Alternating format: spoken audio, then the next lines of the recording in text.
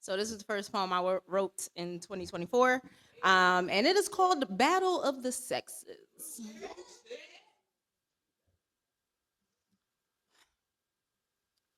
The struggle within the struggle, tied up in another struggle, is the reality of my being a Black woman, living in America. Always the last miss on the list, but the first to be dismissed by misguided men we're meant to survive the struggle with. Instead, it's a tug of war on who started, perpetuates, and continues to reignite this war amongst the masses of Black and brown bodies. It's a match of masses massively remastering and repackaging the strategies, but the ramifications remain the same.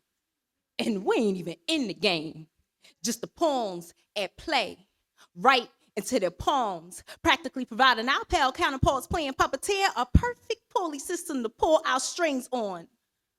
I'm saying they aren't even doing the heavy lifting anymore.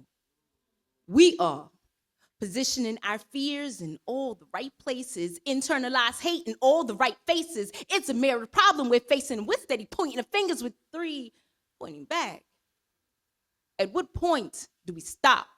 Take stock of unspoken contracts we sign.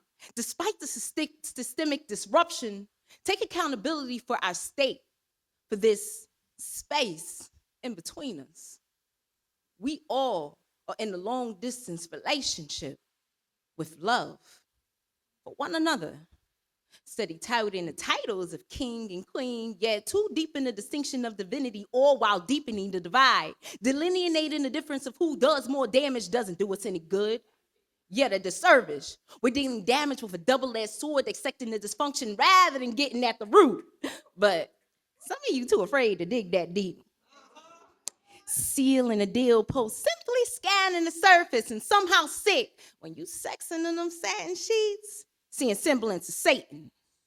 Too wrapped in them silky sixes, since some sisters so stuck on snagging a solid six nigga.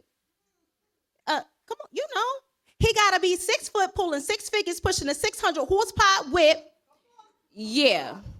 I see the seductive saboteur said he's sitting and standing, setting us back. Said he's scrounging for change that could lead to the bank or buy you a bag, but you better believe your brain be what you really should flip.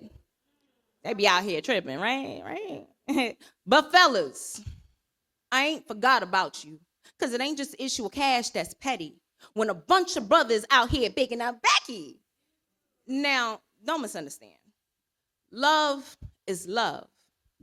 But if the justification of your situation comes at the specific expense at downing your sis, then I do declare use it uns too.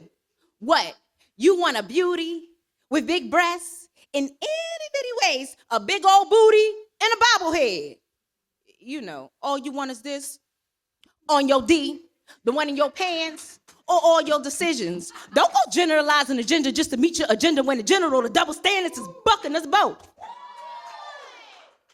Some got this shit backwards. Shit is all mixed up. This is more than miscommunication. This is misaligned flames. And you wonder why we keep burning the bridges that could bring us over to salvation, lead us to finding each other again.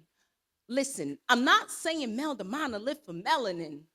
I'm just saying we could do better than this. We need honest and open conversations without any preconceived notions or need to be right. Fight to find understanding rather than going toe-to-toe with one another.